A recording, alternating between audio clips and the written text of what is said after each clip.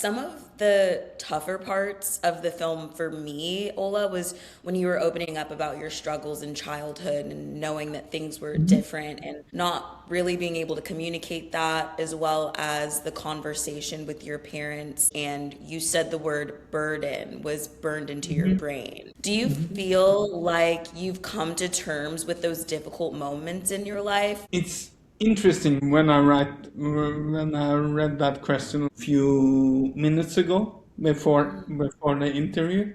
Then I was like,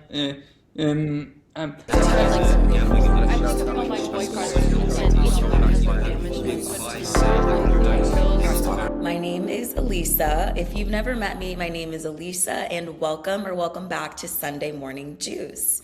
Today, I am joined by award-winning Norwegian filmmaker Ragnhild Nøst Bergem to discuss her powerful second feature film, Being Ola, and we are also joined by Ola Henningsen, the star of the film. Thank you guys for joining. Thanks for having us. thank you. Ola, I want to start with you. Can you walk me through your feelings on that very first day you moved into the village? Then I was greeted like a rock star.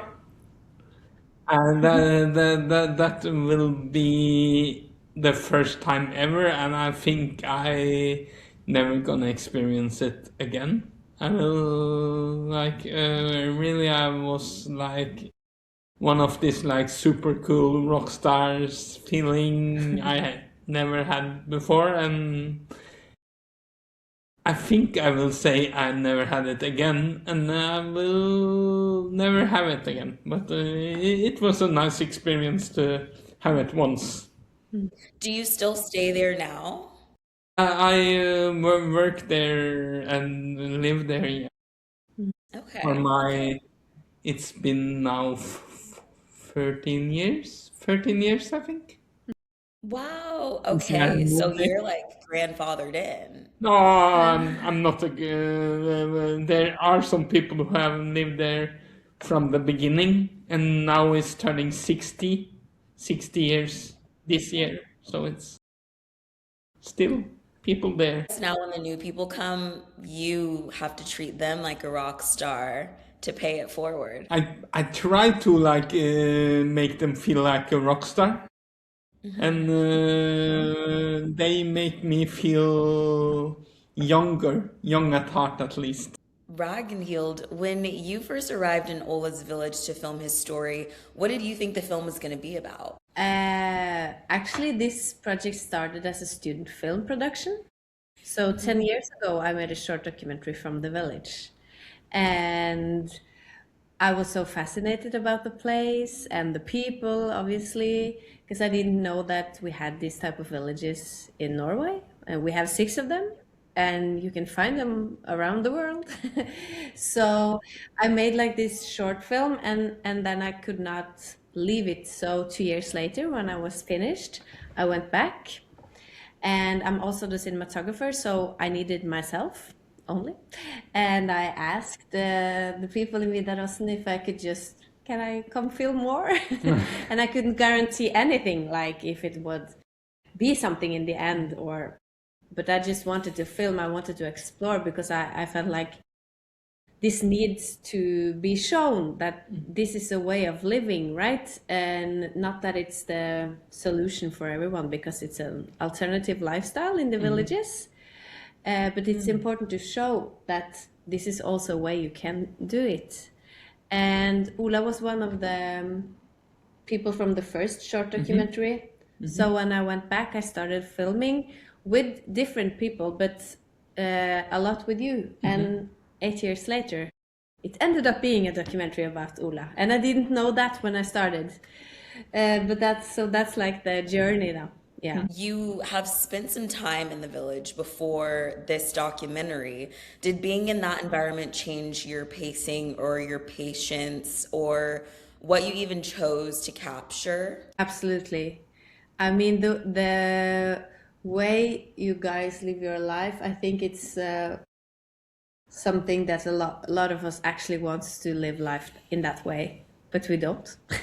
So, and when I'm there, I kind of get in the mode, get in the zone, and and you feel so welcome there as well. So I was longing every time to go back to film.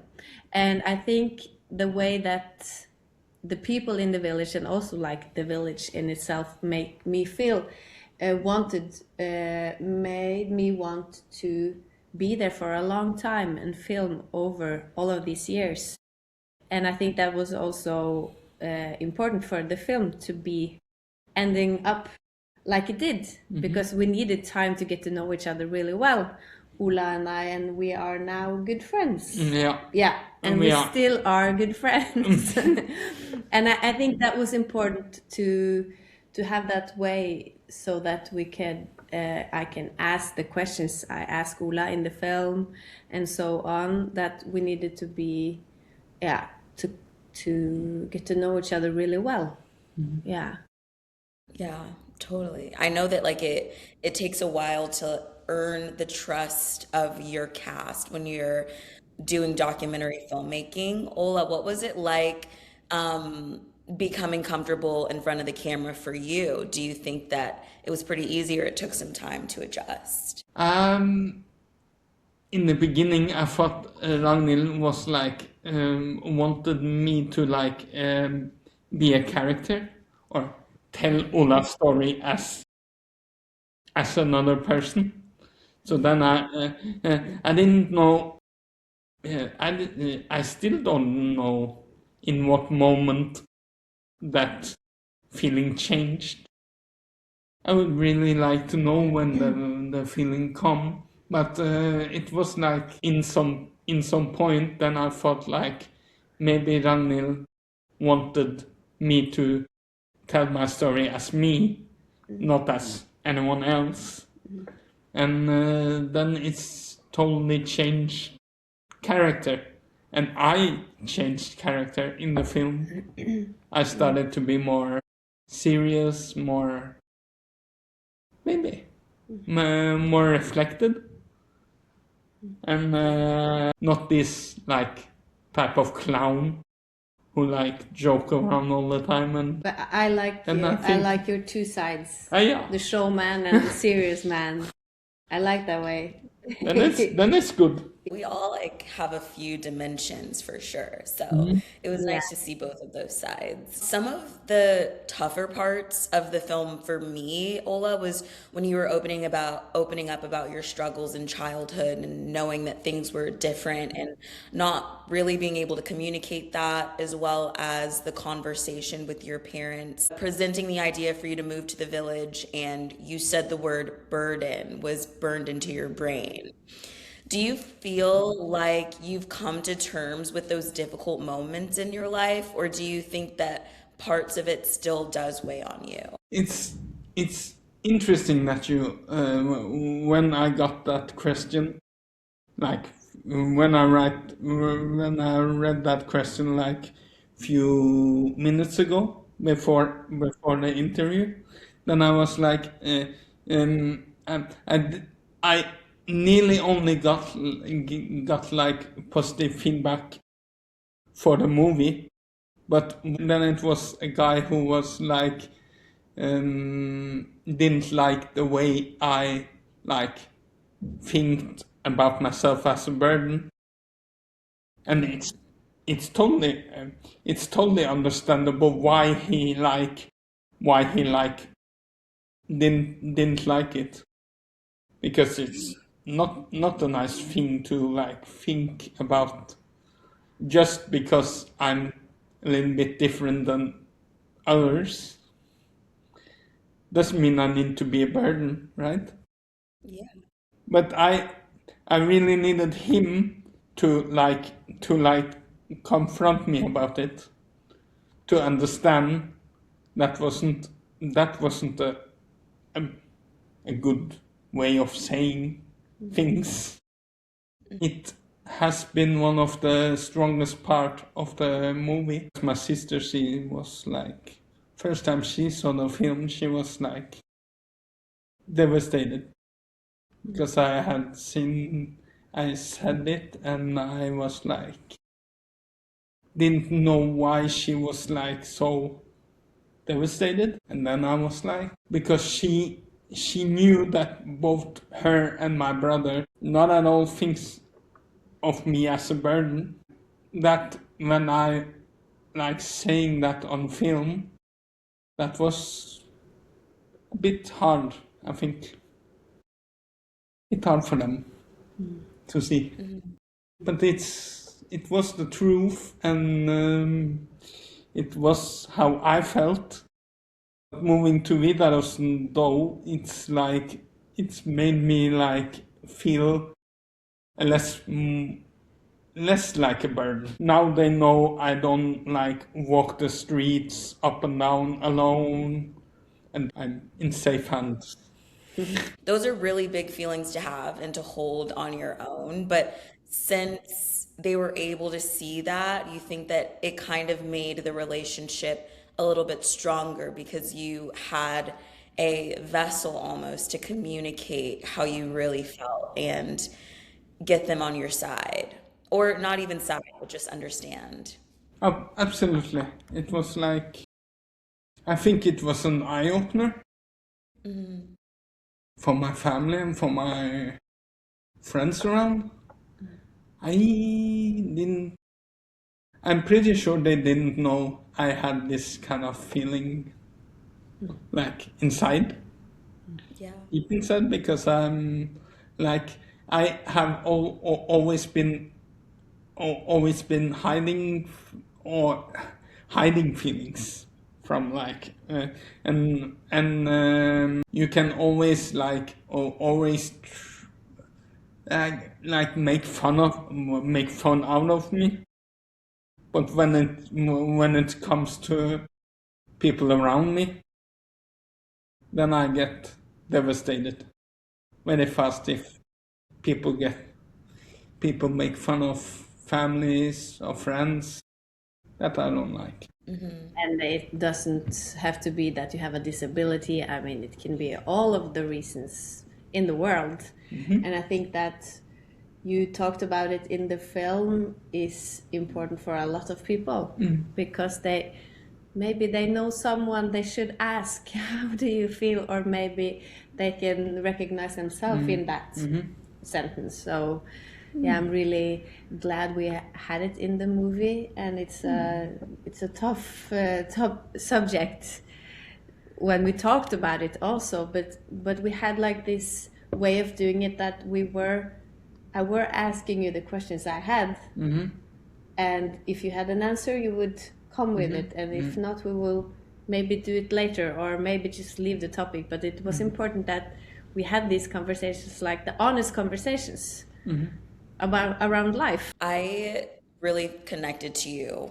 on during that part of the film too. There's definitely been moments I've felt those feelings and I've carried them, and I have even to this day not even been able to express them, and it manifests in different ways. So like that definitely did help me know that I can be open about those feelings too, because the people that love you are not going to let you carry that all by yourself. Absolutely not. So that's nice. Everyone has people around who could carry also this kind of feelings with them, Yeah. or if make it a bit smaller, Yeah, less heavy. if not totally away, then for sure a bit smaller now. A big part of the movie is about friendship. Ragnhild, at what point did you realize friendship was sort of the center of this film? So one big friend in the movie, it's Lasse. And when I met Lasse, I was so fascinated about your friendship. It was so, I really liked film, you guys. Then 2 years later, Lasse was leaving, and I was kind of sad when thinking about my film because I wanted to film you guys more. So I was like, oh no, please. And obviously I saw that it was really tough on you. But then I thought like, okay, this is this is life at Vidarosen. That's the way, people come, people go. And 1 year later, we are talking about Lasse again, and then you tell me you want to visit him. And then I'm thinking about my film again. I'm thinking, oh, if we do that and I join you, then this can be a big part of the film as well. And obviously, I also wanted you to meet him again and to travel alone. So I wanted to help you to do that. But then I think that was when I thought a lot about the friendship, and also that we all need some kind of support around us. We'll go back to the last question. And also that I'm kind of a character in the film as well. And we also become good friends during the years we film, and we are still good friends. So, and I really hope that people, when watching the film, that they can be reminded about that we need to take care of each other, be friendly when the world, it's a dark world these days. So like, be uplifted about the film and how important friendship is. How much of a notice did you guys have before Lasse moved back to Denmark? Oh, it was like maybe 3 months. Okay. 3 months before. I had knew that it was something in the air, but he told me like three months before. But it was like some kind of feeling I had in the air still, that he wanted to leave and he felt he needed to leave. To come closer to family. To come closer to family. Yeah. And in that 3 months when he was still there, but you knew that he was moving, how did that change your dynamic, if it did? I think it didn't change a lot. Like now I don't know, but I think it didn't change a lot really. It changed. It changed really after he left. Then it's totally changed, and now He was an eye opener for me, because now I started to like connect with like the young volunteers who are coming like just for 1 year. And before Lasse was there, I think I just could connect with like the volunteers who were in my house I'm living in. But after Lasse was then gone, I felt like I needed to connect also with the others who came to the village. After Lasse left, there was a shift in you in the film, obviously. One of your closest friend left. But we saw you showcase your boldness and your strength in a new way. You had your performance on the piano, you did a public speaking session, and then you went on your first solo trip. So what was that like, uncovering those sides of yourself? It was pretty strange. It was like, because I'm not that kind of person really who takes lots of chances, lots of like, I really, I need to remind myself now daily that I can also like, it's nothing wrong with like falling. It's just a way that, then it's just a way that you raise you up. Like, it's important to raise you up afterwards. And if you not can do it by your own, then you need to be more. Then you need to be open that you need help to rise up. And that's a difficult part, right? To be vulnerable and to be like honest with you, that you can't do all things on your own. You need also sometimes to help to get back on the horse and back on Yeah, back on track. back on track. Ragnhild, after spending all that time in the village and watching Ola build his days around connection and presence and purpose, what did this process personally change about you when you went home? Oh, first of all, I kind of miss being in the village. So the last 2.5 years, we have been traveling a lot together with the film in Norway and outside Norway at festivals and stuff. So that's been great, such a great experience. And I mean, you have learned me so much, Ola. The part when you say you are not the person who takes chances. I think maybe you think that about you, but you are. Because I've been really inspired by that point. And you see that in the film, in the piano scene, where you are playing a piano play and the first time you fail. And then in the break, this is actually kind of a scene you dream of happening when you make a documentary. Because like I felt like now I'm at the right place at the right time because something is happening in Ola's life and I'm here to capture it. And when you then, the second time after the break, you go up again and you try to play one more time. And then you also say yes to Carla, who wants to help you. I think like that moment is a really big moment in my life as well, because it's been, I want to remember that because I'm also gonna fail over and over in life. And then I want to remember you and the piano scene. So yeah, Absolutely. and also to be honest and vulnerable, because I think Ola is also a master in that. Actually, Totally, totally. yeah. Who could imagine me being the master of being vulnerable?